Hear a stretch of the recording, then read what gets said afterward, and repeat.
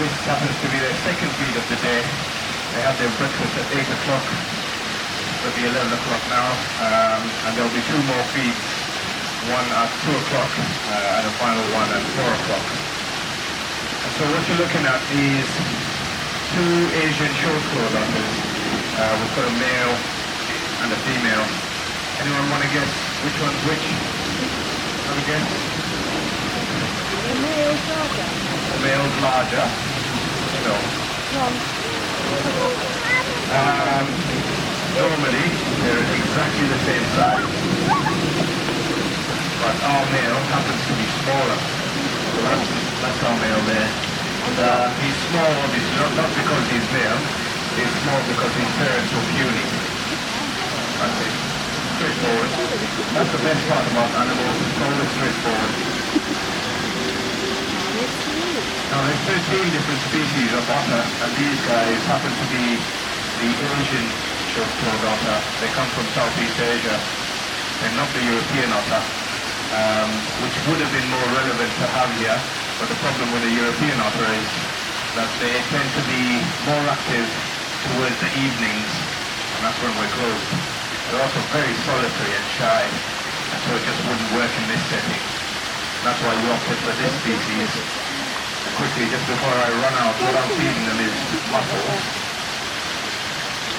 whole mussels, and chopped up chicken. Now, some people wonder why I'm feeding them chicken.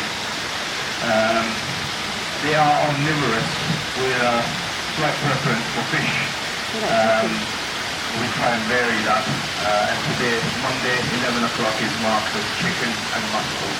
And the reason I'm giving them chicken is obviously we're the wildfowl and wetland stuff. I wouldn't give them duck for that reason. In the wild, if they come across chicken, wildfowl, anything like that, they'll take it. They're opportunistic, so they'll eat pretty much anything they come across. But like I said earlier, I'm more like for fish. So we try and mimic that.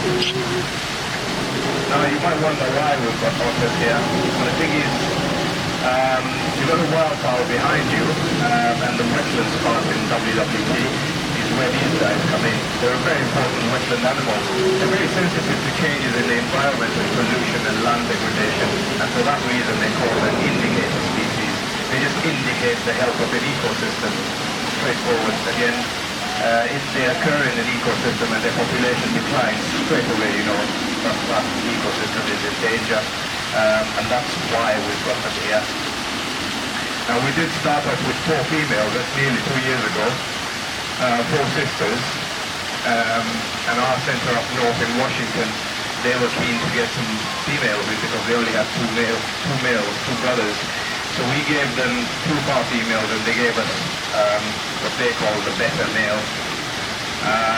And so up until December last year we had 1 male and 2 females. And then the sisters, the girls, decided to have a bit of an argument just before Christmas.